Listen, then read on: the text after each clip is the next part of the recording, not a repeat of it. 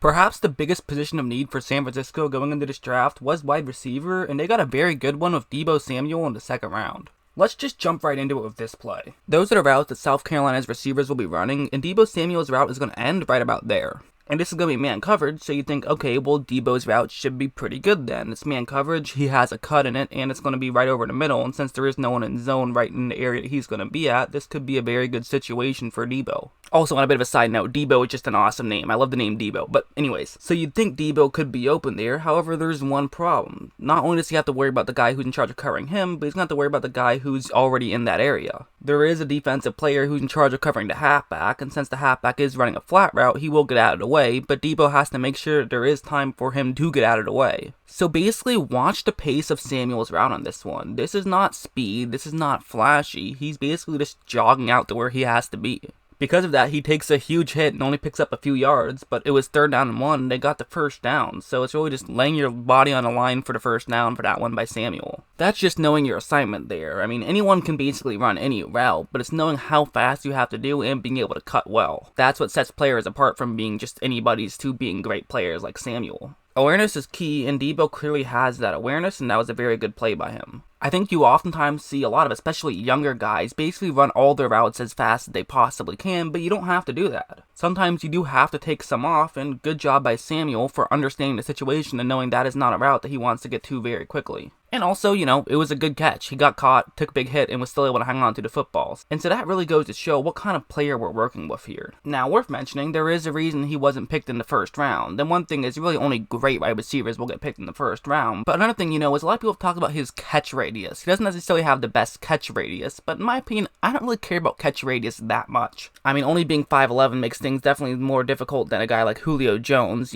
but most players can't be Julio Jones. I care more about guys that can get open and also make tough catches, and Deebo can do both of those things. Like, if you take a look at this play, really it's going to be his quickness that's going to allow him to be so effective on this play. It's 2nd down and goal at the 9-yard line, and what do we do when you want to have a low risk situation on an and goal situation? Say it with me, run a fade route to the outside. So as you see right at the bat, because of that short burst of speed and his quickness, what is the defensive back doing here? He's completely turned around. Granted, there's not a lot of separation, but that's okay, because only Deebo can really make this play, which is part of why a fade route is so good in this situation. Especially with a guy with quick feet like Samuel, you can make sure that he turns around, and now he's really the only guy who can try to make a catch on this one. But now here's the problem, right, is the catch radius thing. He has a defensive back right on him, so really the only way there could be a catch is if you get it over the defensive back, but being a 5'11 guy, it's kind of hard to make sure you get it that far over the defensive back, and you now basically have a short window to try to throw it through. And it's not going to actually be a perfect throw, but Samuel is able to reach out and catch the ball. So while he might not have as good of a catch radius as some of these other guys in the NFL, for a guy who's just 5'11, he has a very good catch radius and can catch balls from far away. I think a lot of guys will say, oh man, he's only 5'11, he can't make those jumping catches. However, Samuel can. Just because he's smaller, he still can pick up some 50-50 balls, and granted, that's not going to be where he shines the most. That's not his strength, but he can do it, and that's totally okay because he has plenty of other strengths. Like on this next play, he's going to be running a route to the top half of the screen, and I know this quality is currently awful, but that's because this play was taking place in the rain, and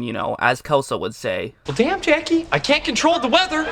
So anyways, those are the rest of the routes, and even though it is going to be zone coverage, the end of Samuel's route could end up getting open. Since he is running so deep, it's basically just going to turn into man coverage from that point. One thing you'll see is that pretty much off camera, he just makes a great cut and is able to get the catch. So you might be saying, why am I bringing up a point of the play that was off camera? You're probably saying, geez, Jackson, why couldn't you come up with a better play than that one? And the reason is because I didn't pick this play to show how he can cut and get open. One thing you're going to notice is that despite all those players around him, instead of just running straight to the sideline, he's actually going to cut down and try to run in that direction. This is going to be difficult because it's raining and his momentum is already taking in a different direction. However, he's able to basically move as if he's just playing a video game and run down and get a lot more yards. So he did that, gained some yards, and now from here, his sole goal was pretty simple. He's going to run right there and basically just try to split those two Clemson players who can both run in and try to tackle him. And as you see, that's what's going to end up happening. However, there's one thing that I really wanted to bring up on this play, and the whole reason why I'm actually showing this play to begin with. It's not his ability to move while in the rain, it's not his ability to get open, it's his balance. Despite having two guys on him, look at how he's going to still be able to maintain his balance and stay upright. He gets swung over to the bottom half of the screen, and he still continues running and then cuts back in and gets even more yards. That's all balance right there more than anything. I think balance is a really underrated thing in a lot of positions in the NFL. I mean, that's just a key way to break tackles. I mean, you ever see Marshawn Lynch breaking tackles? I mean, it's just all balance. It's the ability to not get turned over in any direction. That's really what made him so special. And Deebo Samuel, while no Marshawn Lynch, has great balance. To have a Clemson player taking him down, and oh yeah, he was playing Clemson. Those weren't some scrubs out there. That's a really good defense. But despite that, he had a Clemson player taking him down, but he still had to balance to turn around and keep his balance, keep himself steady, and pick up more yards. You want to be a quarterback's friend? Well, that's the way to do it. Break a tackle and pick up more yards after the catch. Then your quarterback will really like you if you can do that. One thing I like about him too is his field vision. Like if you take a look at this play, it's going to be man coverage and he's going to be running an out route straight over there. So it's nothing too fancy, not a terrible play. However, it isn't going to work out too well. As you see right now, he just completely covered. So, okay, you tried, nothing really you could do there. It was just good coverage and now you're out of the play. However, sometimes in football, plays take longer than you expected them to be.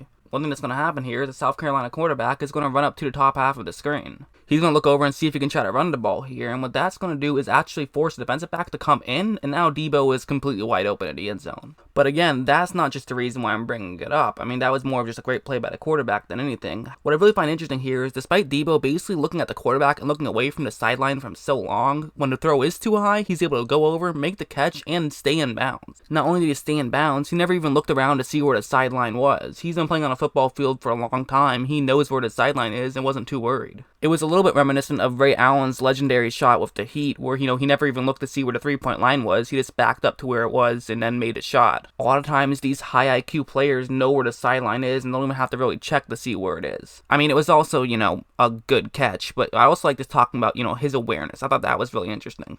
This next one's another interesting one. That's going to be Samuel's route, and it is man coverage as that's the player he's going to be going up against. One thing that makes, wide receivers in general, but also Samuel so good, is his ability to basically change directions while running at a top speed. Like right now, what you're going to see him do is do a quick fake to the right and then go to the left. So as of right now, his defender is actually facing forward and a little bit closer to the bottom half of the screen than Samuel is. But look at how far away Samuel's left foot is from his right foot at this point. This is a very wide step. Because of this, now if you're a defensive back, you kind of have no choice at this point. I mean, Samuel is too far to the left side, and you basically have to make contact. But with his speed, it's tough to make contact because he can move while at a top speed very quickly, and he's able to get completely around that defensive back and get wide open for what's ended up going to be an easy touchdown. That's great speed and great footwork and just great fundamental football, and he makes a lot of plays like that, which is a huge reason why the 49ers decided to draft him. I mean, when it comes to his deep speed, he's not exactly Tyreek Hill, but he does have enough quickness and he is fast enough to make those plays work. And you pair that on top with being a great route runner, and that's all you really need. Going back to his vision for a second, I think this play will actually do a very good job of showing how good of field vision he has. Those are the routes that South Carolina is going to be running, and that's going to be his route on the top half of the screen. This play is going to actually take a little bit of time to develop. However, luckily for South Carolina, the offensive line does a good job and gives their quarterback plenty of time to throw the ball. So on a 3rd down and 10, sometimes it's not the worst thing in the world to say, yeah, screw it, I'm just going to take a shot deep and see what happens. I mean, you see Ben Roethlisberger do this all the time, where he says, hey,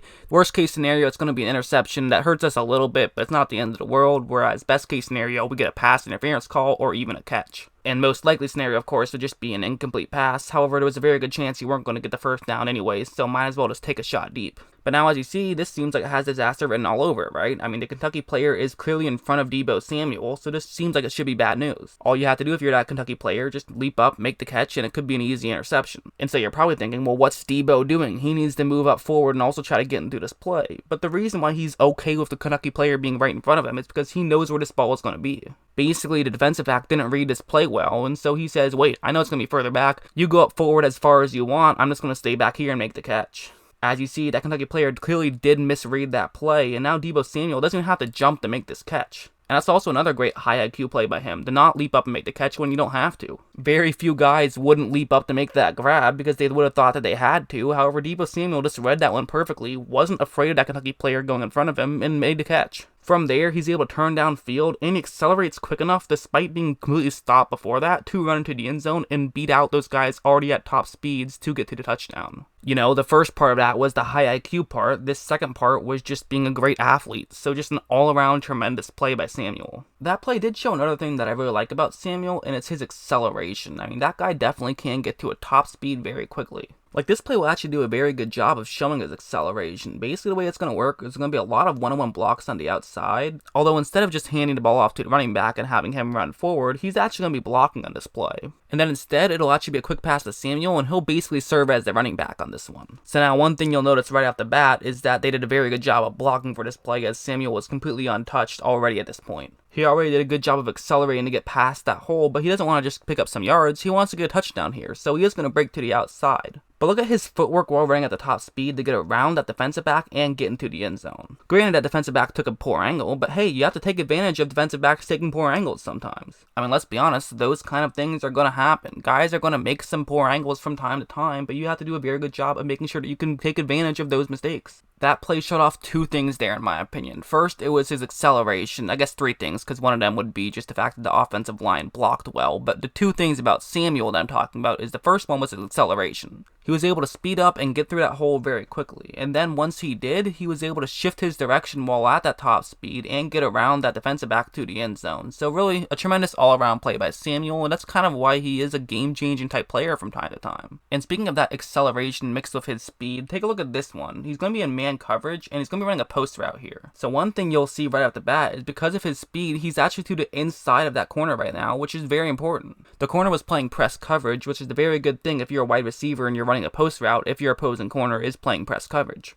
Because now you can basically just decide which direction you want to go to, if you want to go to that corner's left or to that corner's right, and clearly he's going to go to that corner's left, which is his right, and try to get to the inside of him. Because now he's about to cut, and when he does cut, he's going to easily get open. And because of his speed, he's able to pick up a decent amount of yards. I mean, that's just, again, great acceleration and also great route running. It's understanding your situation, knowing you are going to be breaking to the inside, so try to get to the inside of that corner if available. He did all of the little things right on that one, and honestly, he does all of the little things right on a lot of his plays. So I like the pick a lot. It's a position of need, and he's a really talented player, so I think this will be a very good decision by San Francisco.